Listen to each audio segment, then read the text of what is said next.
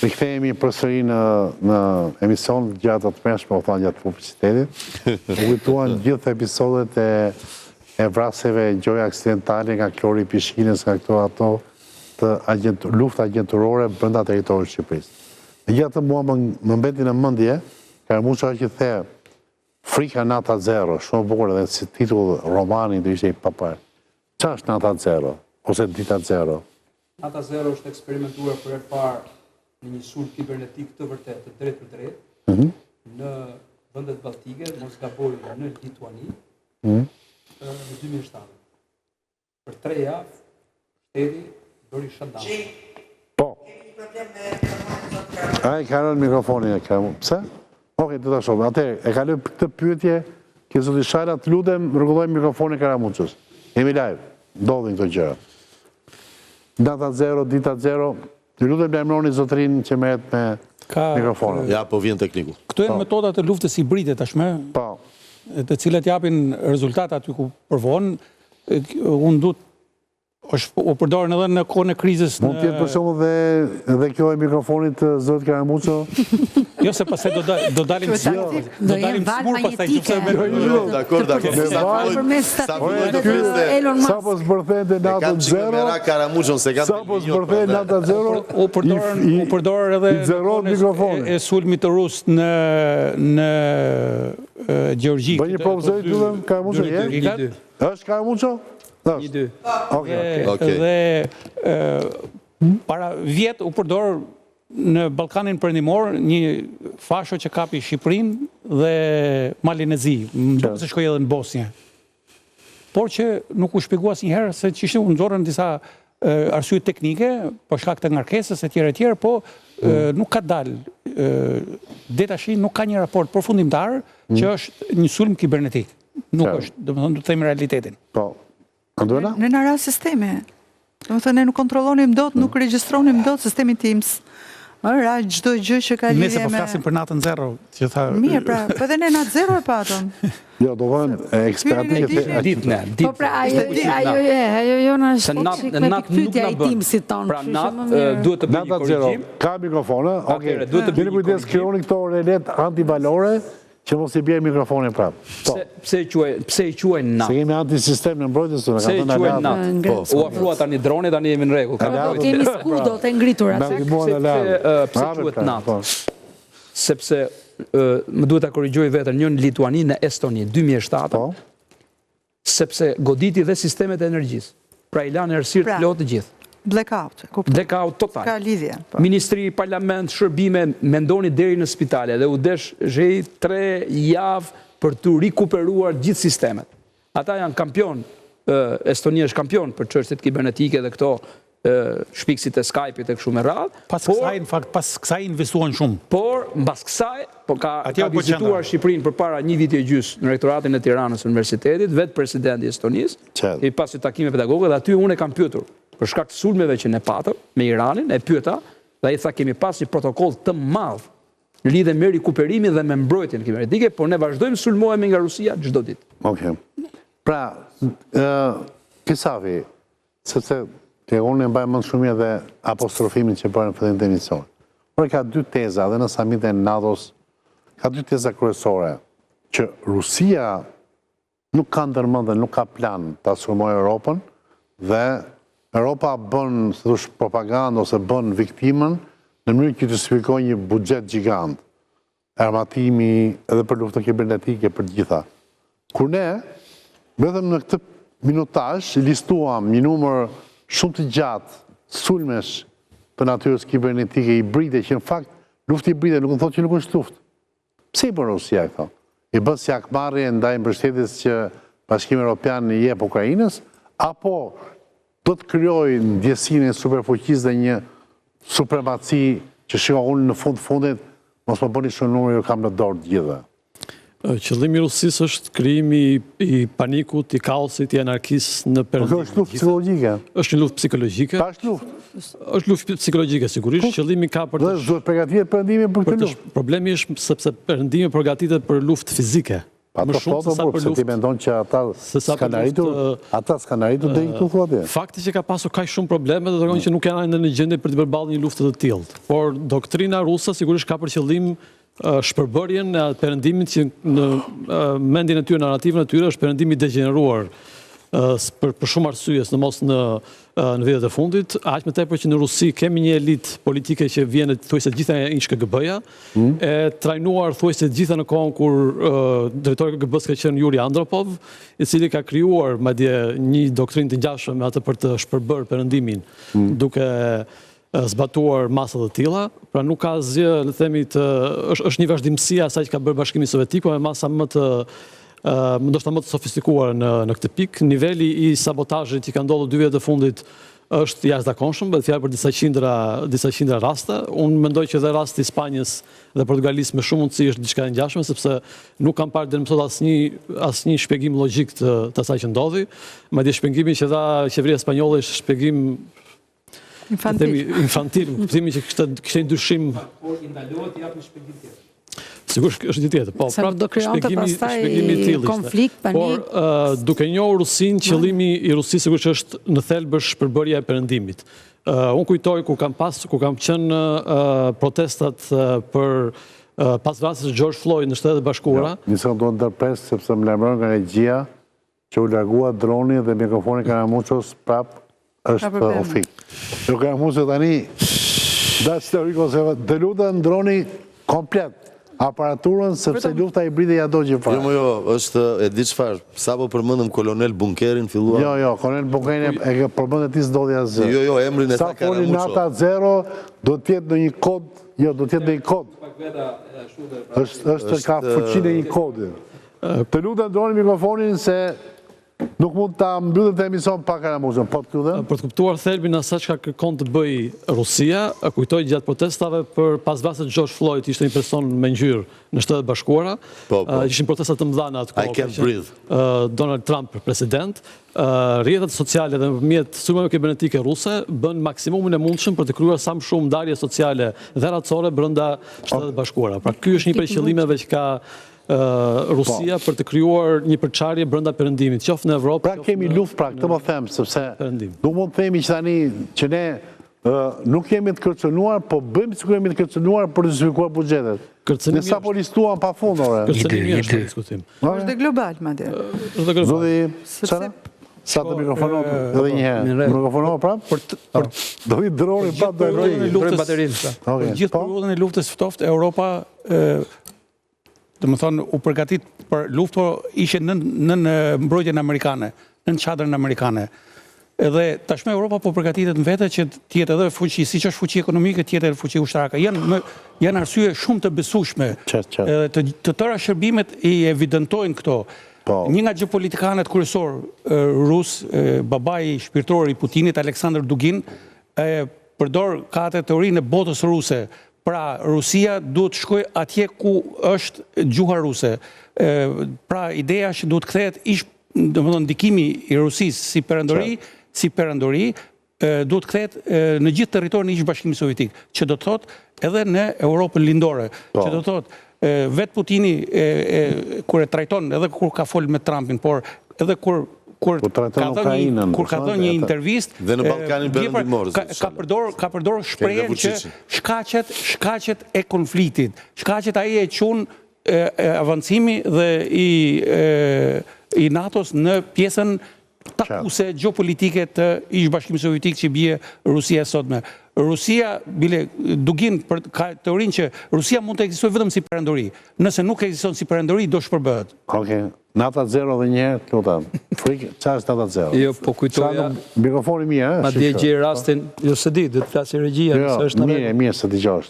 Gjej rastin të përshëndes kolonel Demira, një shefin e komandantin e forcave speciale të ushtrisë, që ka bërë një libër shumë të mirë për... Ne jem pas shumë e misafirat, apo nuk na vjen, nuk e di se... është shumë largë, është largë nga Po është në Amerikë, më e di, Amerikë, po. Dhe jem pas me Skype e punon. Ka punë të tilla që... Nuk na do, ma. Dhe aty flitet edhe për një aparaturë e goditjes elektromagnetike me fushë shumë të fuqishme që shkarkon gjithë ato dhe bateritë e këtyre. Ne po fillojmë të qeshje. Dhe është e vërtetë, është e përdorur edhe në Ukrainë, në sulmin e parë që përdorën rusët, bën këto shutdownit e gjithë këtyre backupeve që ishin për radarët dhe për këto. Në këtë rastin tënd nuk kanë qenë ato, sepse do ishin shkakuar të tërë. Po tani kjo është një gjë për tu edhe për informacion për kulturë. Mos atë nata 0. Dhe nata 0 është një natë shumë e ngjashme. Është një natë shumë e ngjashme me atë që ndodhi, që përmendi edhe kolegu, që ndodhi në Spanjë, Portugali dhe në jugun e Francës. Franca, e keni vënë re që nuk foli fare. Presidenti Macron pothuajse e kaloi në heshtje. Por, çfarë është nata 0? Nata 0 është që të dalësh me duar në xhepa. Për këtë sekone e qiriu dhe të llapës krijon kaos të jashtëzakonshëm social. Pra një nga gjërat që bëri Spanja momentin e parë, se unë prandaj po e shikoja pra kush ishte reagimi. Vendosi gjendje e jashtëzakonshme. Gjendja e jashtëzakonshme dhe nxjerrja e ushtrisë në rrugë. Që do të thotë sepse këto janë gjithmonë sulme që kërkojnë kaos social. Po pra, dhe këta e kuptuan dhe hapën protokollet e një sulmi kibernetik të natës 0. Sa orë vazhdoi nata 0 pa ushtrinë në rrugë, për shembull? Sepse bankave japin një kasafortat. 6-0. Tishe për turizëm në atë kohë në Spanjë. Në 6 orë në 6 orë në rrugët e Spanjës mund të shikoje ushtar. 6 orë? 6 orë. Në 6 orë është bërë dhe kërdia. U aktivizuan me njerë sepse e panë që kishte një qëllim të tillë, kaosin social. Ato duan ata. Panik, kaos dhe pastaj rëmuja nuk ka nevojë të hedhësh bomba. Tani e rrezikuam populli. Okej, ka unë faleminderit se tani e pam pikturën e natës 0. Andona, e rrezikuam në natën 0 në Tiranë? Në kohën e Samilit, apo u morën masat e zakonshme? Jo, masat kanë qenë më të fortat ndonjëherë të organizuara në një takim të rangut të tillë. Kanë qenë më shumë se 1500 forca. Janë përfshirë të gjitha institucionet e rendit të sigurisë në vend. Madje ka patur kontrolle dhe kreje të sigurisë së vendeve ku ka patur kontingent, shtetas të huaj, të cilët mund të ishin burim edhe një risku të vogël. Po le të themi që koha na favorizoi, pasi shiu bëri vetën, mbajti larg dhe njerëzit edhe rrugët, pothuajse një mesazh u përcolli tek njerëzit me ndalimin e qarkullimit rrugor dhe bllokimin e shumë mënyjeve kryesore në vend, shumë njerëz nuk arritën dot të qarkullonin. Kemi pas ndim nga shërbimet sekrete, do ke pas edhe policit huaj dhe agent huaj? Madje mua më ngacmoi një pyetje që ti kishe treguar për debat që kishte të bënte me MI6. Në fakt, prezenca e tyre në Tiranë ka qenë edhe për shkak të vizitës ambasadorit, kryeministrit britanik që ka patur në Durrës, me sa di unë, dhe forcat e shtuara të MI6-it kanë qenë pikërisht për të patur kontroll. Ata që nuk dojnë MI6 në shërbimi sekret britanik. Dhe kjo ka qenë arsyeja për cilët ata kanë qenë prezent, pastaj kanë qenë secili vend ka patur. Pas kështu forca sigurie në terren që bashkëpunonin me policinë shqiptare apo sekret? Jo, siguria tani s'është më sekret. Ka patur një prej të hoteleve në Tiranë. E mban mend çfarë thash fillim. Ka pasur një sallë të madhe monitorimi. Ja ku e Karamuç.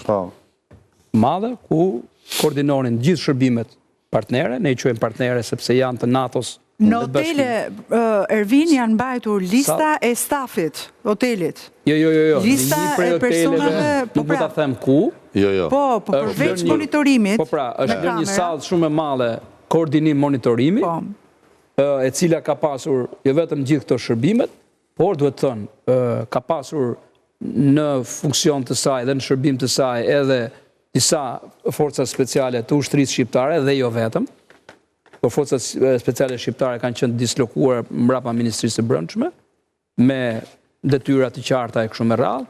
Kemi pasur një mbulim të jashtëzakonshëm të gjithë hapësirës të territorit shqiptar, ajror, detar dhe toksor që përmende, po Tirana ka qenë e blinduar, e super blinduar. Totalisht, po, nga aeroporti nga pikpamja teknologjike, se është tjetër gjë me force me kobure, nuk janë gjëra ato.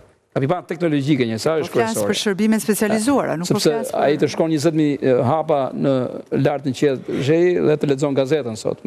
Por për Zelenskin për shembull është treguar një kujdes shumë i veçantë. Ka sofistikuar sot. për shkak të sigurisë që duhet I garantoj vendi pritës një personaliteti të tillë I cili dihet se çfarë përfaqëson dhe qëndrimi I tij ka qenë në të njëjtin hotel që ka qenë 2 vite më parë dhe janë marrë po të njëjtat masa saqë është zbrazur I gjithë hoteli në qendër Tiranës. Hoteli sekret?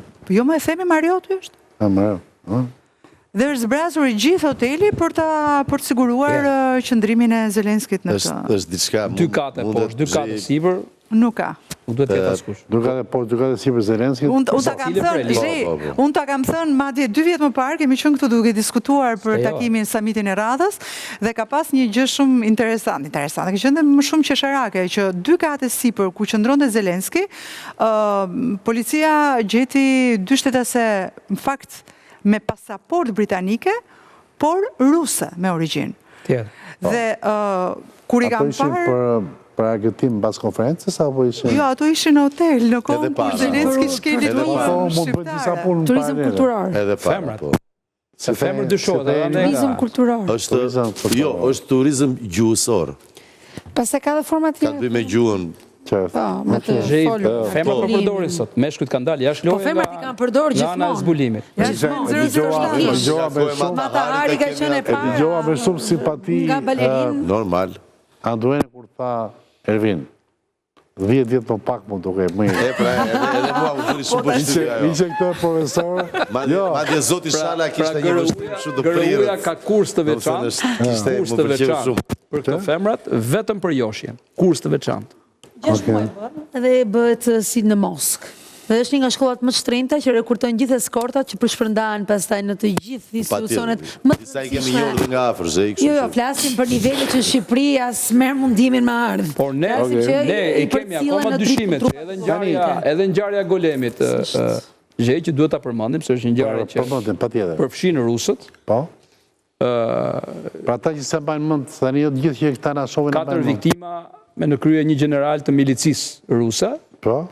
U gjetën të vdekur në mënyrë enigmatike, mu kam folur me shumë ekspert kriminalist e me mjek ligjor, e kam lexuar materialet e tyre alternative, nuk jepet një version, prokuroria ka një version, pa nuk është version që bind askënd, sigurisht aty ka gjëra që hipotetikisht...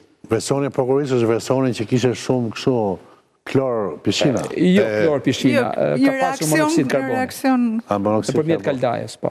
Ajo nuk bind sepse aty ka hyrë kamarieri, ata kam tekur njëkohësisht bashk, pra janë shumë gjëra që ne I kam analizuar dhe nuk dalin ashtu, por fitet që aty ka pasur një grup tjetër I cili u largua me njëherë dhe aty kanë pasur 2 femra që dyshohet që mund të ketë bërë ato sprajtet e famshme të Salisburyt.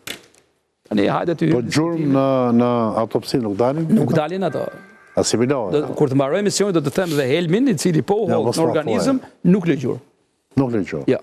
Përveç faktit që ai që e merr këtë helm test, edhe kaq. Megjithatë dhe ti ke antidotit, se ti e hedhe mund ta shu vetë, ke antidot. Arsye natyrale. Duhet vlerësuar që ndryshe nga ajo çfarë ndodhi 2 vjet më parë, në këtë samit nuk patëm asnjë incident, mos harrojmë që 2 vjet më parë lideri I opozitës u godit me grusht në mes vetëm 300 metra larg vendit ku zhvillohej. Po protesta opozitës. Janë ca lloj, se do ta them të së është natë tani, janë ca lloj helmesh, që nuk janë vetë shkaktarët e vdekjes. Këto gjenerata e fundit që janë. Por provokojnë organizmin që t'i jap fund vetvetes, provokojnë organizmin dhe duke mos lënë gjurmë vetë. Janë stimulues. Kaq. E vërtet, e vërtet. Na futa në një... Pasi natë, me efekti natë... Prandaj edhe kur japin duart këta sprajtet e këto që përdorin, janë gjitha pjesë e protokolleve të sigurisë. Është e vërtet që këto liderët kur japin dorë një ditë kanë ca... Kanë sprajtet, po. Jo të sprajtet, duke si kanë ca dorashka të hollat të të dukshme. Ajo është për salla kur takon qytetarët të rastit, nuk është për atë. Se mundet për shembull një president I një vendi pak ja vë çka atë. A si ndodhi me Bushin kur erdhi këtu që bodhën orën. Epinet që quhen, epinet. Janë me njëra. Si konsideron të sprovën që kaloi Tirana dhe Shqipëria? E bëm emision. Po që është faktikisht ne themi që ishte një summit, po ishin 4 aktivitete. Brenda 3 ditëve ishte 4 aktivitete. Ishte vizita e kryeministrit anglez, ishte summiti, ishte vizita e presidentit francez që vazhdoi një ditë më pas të tërë me planën vete që kanë funksionuar, dhe ishte edhe summiti ekonomik. Biznes, po. Pra, që edhe ishte shumë i rëndësishëm. Mila ishte nga më të rëndësishmit, unë gjykoj për Shqipërinë. Në një samit të tillë, presidenti francez bëri thirrje për investime në Shqipëri. Unë e vlerësoj shumë. Tash e lidhur me këto aktivitete, por edhe me aktivitetet e zhvilluara gjatë muajit maj. Këto aktivitete njëherë që u zhvilluan ato ditë është detyrë e shtetit shqiptar, se vendi pritet si merr gjithë mazat pavarësisht nivelit bashkëpunimit të inteligjencës e tjera. Pra, barra kryesore ka atakuar shtetin shqiptar dhe kjo është merite e organizimit e strukturave shqiptare të sigurisë.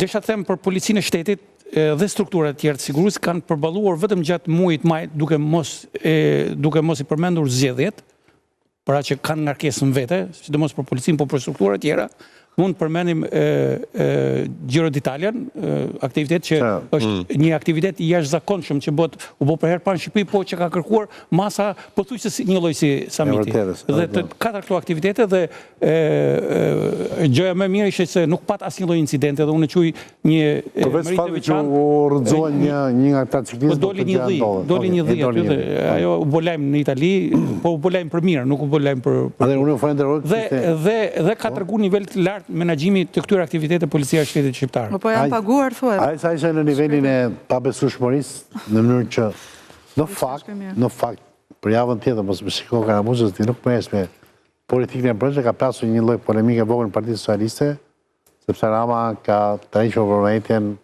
disa deputetëve në garën e tyre me njëri tjetrin, po e ka për tani, para ca kohë.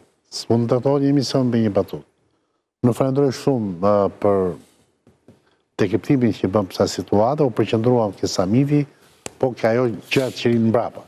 Gjithsesi, unë kam përgatitur një editorial që ne ekranizuam, lufta që Europa shpalli nga Tirana. E kam titulluar unë kështu. E shohim këtë dhe emisionin mbaron këtu. Faleminderit që vini te Itenash.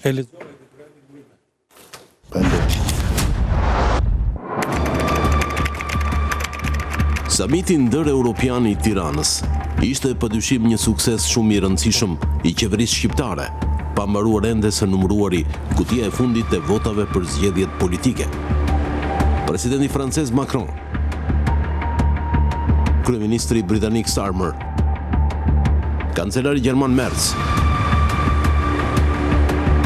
kryeministre italiane Giorgia Meloni, kryetarja e Bashkimit Evropian baronesha von der Leyen, presidenti turk Erdogan, kryeministri spanjoll Pedro Sanchez dhe shumë të tjerë preken me respekt tokën shqiptare. Zgjedhja e Tiranës ishte një sukses i madh imazhi për Shqipërinë dhe personalisht për kryeministrin e saj, Edi Rama. Por tema e këtij takimi, përtej mirësjelljes dhe elegancës, ishte mprehtë dhe mund të themi edhe shumë e nxehtë. Çfarë do të bëhet mëtej me Europën? Një Europë e re kërkohet, fatkeqësisht më e armatosur, madje e armatosur deri në dhëmb, në fillim të një epoke të re, gjeopolitike. Në emër të sigurisë dhe të paqes, të gjithë rënë dakord se duhen më shumë armë të gjeneratave të fundit vdekjeprurse dhe shumë të kushtueshme. Dukshëm, qeveria e kryeministrit britanik Starmer është sot më afër me Bashkimin Evropian dhe duket sikur Brexit, British exit from EU, është një kaluar gjithmonë më e largët, sepse politikat britanike në të gjitha fushat ekonomike dhe ushtarake kryesisht janë sot gjithmonë më afër Bashkimit Evropian dhe në koordinim me të. Takimi i Tiranës ishte në të vërtetë vazhdimi i një cikli takimesh të ideuara, kryesisht nga presidenti francez Macron, por të mbështetura nga pothuajse të gjitha vendet kryesore themeluese të BE-s, me qëllim reagimin politik dhe ushtarak të koordinuar si një forcë vetme gjeopolitike, sepse lufta 3 vjeçare Rusi-Ukrainë perceptohet gjithmonë më shumë si një strategji ruso-kineze për të krijuar një rend të ri botëror që ka në epiqendër zbritjen nga froni të superfuqisë së SBA-ve.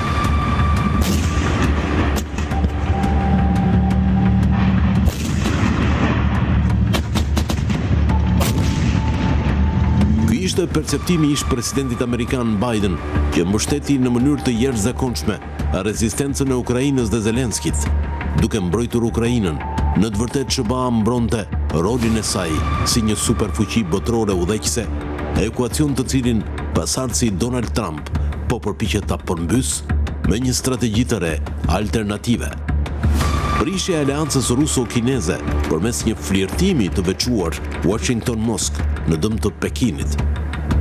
Ndonse kjo strategji është ende në proces, duket se lidhja ruso-kineze është më e fortë dhe më e motivuar se operacionet spektakolare dhe shpesh personale të presidentit Donald Trump dhe Bashkimi Evropian, duket se do të mbetet një aleat i pazëvendësueshëm i amerikanëve edhe kësaj radhe. Loja gjeopolitike që luhet është shumë e madhe dhe shumë e fortë. Prandaj dhe mesazhi kryesor nga samiti i Tiranës në vazhdimsi me samitet pararendëse është se duhet të rilind një Europë e fortë ushtarakisht.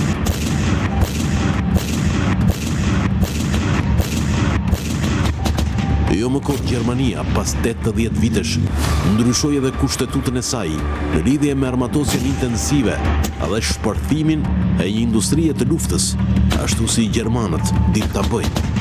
Në këtë se ndërtim të ri geopolitik, vendoset e ardhmja politike, ekonomike dhe ushtarake e gjysmës së parë të këtij shekulli për Bashkimin Evropian, dhe ky tren bëri një pit stop në Tiranë. Bukur.